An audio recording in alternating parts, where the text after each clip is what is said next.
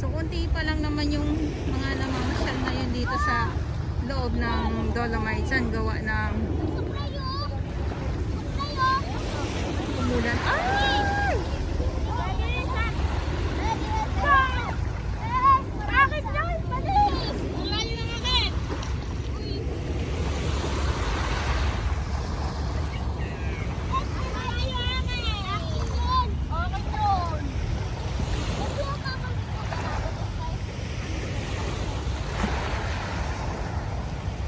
Ayan, so lakad tayo. So nag-i-enjoy naman tong mga bagets na to. Hi!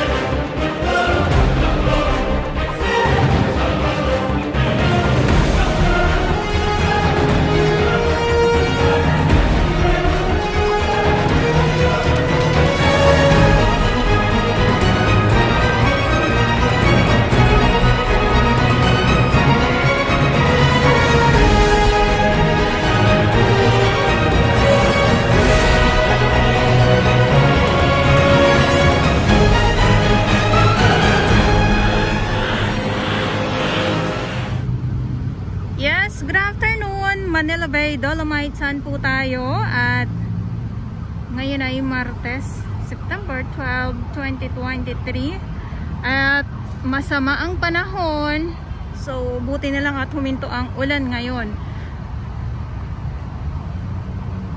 Good afternoon po sa inyong lahat, Manila Bay, Dolomites Sun po tayo at ito yung ating mga kababayan, konti pa lang no, gawa nga yung panahon natin dito ay pasumpong-sumpong, uulan, iinit, hihinto ang ulan, tapos makulimlim.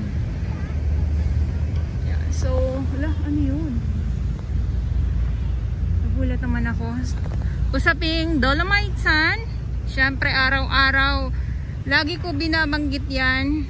Nandito pa din po ang ating Manila Bay Warriors, Stero Rangers ng DENR, MMDA, DPS Mandaragat, doon naman po sa Manila Yacht Club. So pag ganitong oras na kasi, pahinga na din po sila. Ayan, so hindi naman po, kahit nasa kasagsagan ng nalalapit na gabi na ay andito pa din, wala na po no. Ayan, sa ating ibang mga viewers, sa mga nakikita ko, sa mga nababasa ko ng mga comment ninyo no, na ay sabi wala na daw naglilinis. Talaga ba? Talaga ba? Yung isang beses ka lang nakapanood ng ating update, sasabihin mo wala nang naglilinis? Meron. Araw-arawin mo po ng panonood dito sa Manila Bay yung update natin ay na ano, nag-enjoy na si ating. Diyan nyo po makikita kung totoong pinabayaan or wala nang naglilinis dito sa Dolomites Sun. Mayroon ha, sa mga hindi nakakaalam at sa mga hindi naman talaga updated. Ayan tayo eh. Kaya eto no, dahil ay umulan, nako, may aabangan tayo dito. Ang inaabangan ko talaga dito ay ang Dabiana. Dabya ng isda. Hindi ba ako nakakakita ng dabya ng isda? Napakalinaw ng dagat. Oh. Huwag kayong ano dyan. Huwag kayong ano dyan. Dahil ay napakalinaw ng dagat ngayong hapon. Kahit nasabihin natin na may mga iilan tayong mga basura na nakikita. So, normal na to kasi nga umulan, uminit. Ang panahon natin dito ay pasumpong-sumpong na lang talaga, sa totoo lang. At low tide, so sisilipin natin mamaya kung mayroon na naman tayong makitang mga halaan or mga katahungan dyan sa may unahan. Kasi nandito tayo nung September 10 na kung saan nga po ay nagkagulo yung ating ibang mga namamasyal dito na talaga naman nanguha sila ng mga tahong. Ay, yung mga isda yan, oh. Ayan, mga isda po yan. So, sa mga kababayan po natin dito na namamasyal lang ha, bawal na po manguha ng mga lamang dagat. Wala po kayong ibang gagawin kundi ang mamasyal lang, mag picture lang, namnamin ang sariwang hangin.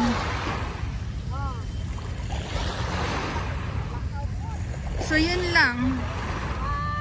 Kasi ay nabasa na si Ateng kasi nga ay bawal. Nag-enjoy naman sila sa kanilang pictorial, oh, 'di ba?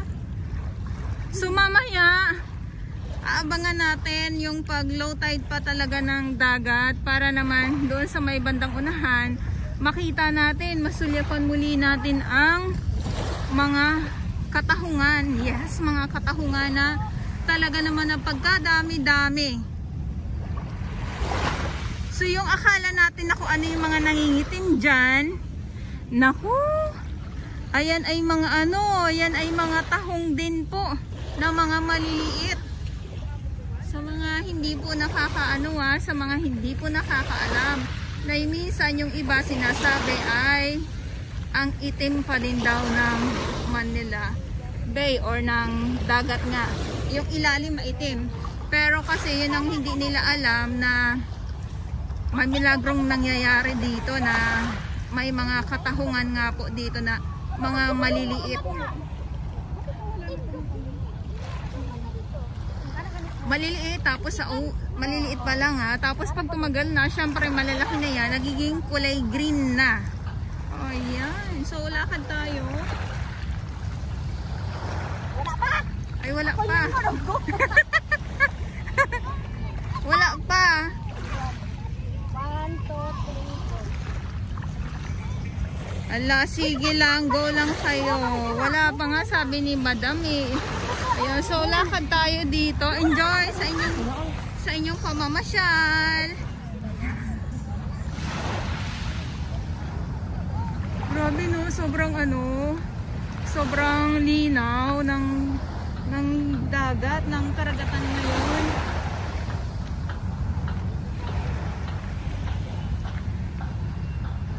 So mainit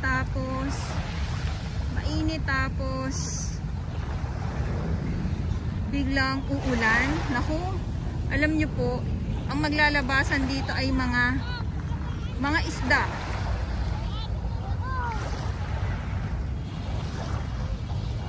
Kaya lang, paalala ko lang po muli, no, bawal pa din pong maligo. So, konti pa lang naman yung mga namamasyal ngayon dito sa loob ng Dolomites. Ang gawa ng umulan. Ay!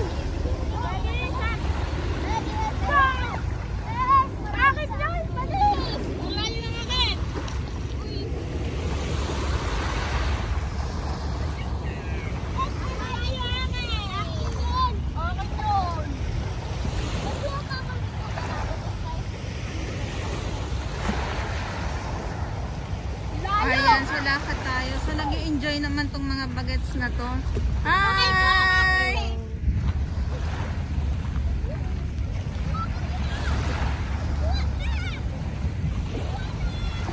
Ang dinaw.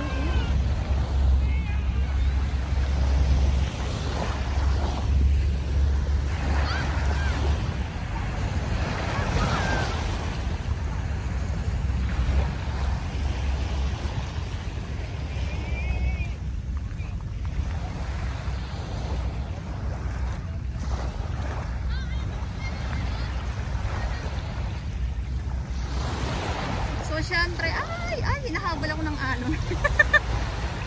Siyempre, nandito pa din po yung ating mga security guard sa mga hindi po nakakaalam.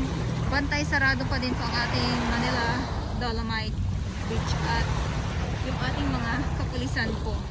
So hindi lang dito mismo sa may Dolomite Sands, sa may Remedios, sa may Manila Yacht Club.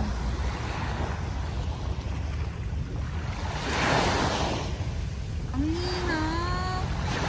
Ayan, so nandito tayo mismo sa may phase 1 at lakad tayo sa 2, papunta sa 2. So sa ngayon naman ay wala akong nakikitang mga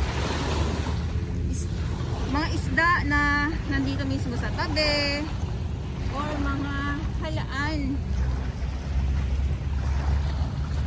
Kasi gusto ko talaga dito makita yung ano, yung malaking isda. Aray ko. Ayan tuloy.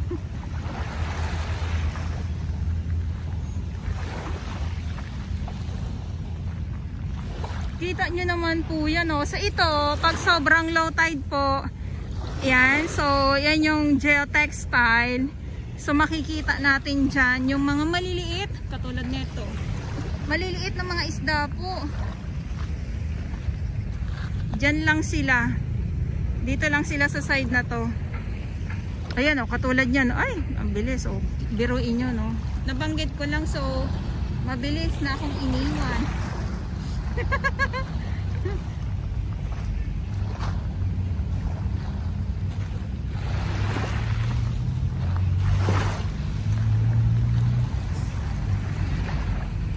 So habang ako ay nagsasalita, ang aking mata ay talaga naman nakatutok dito sa may dalampasigan.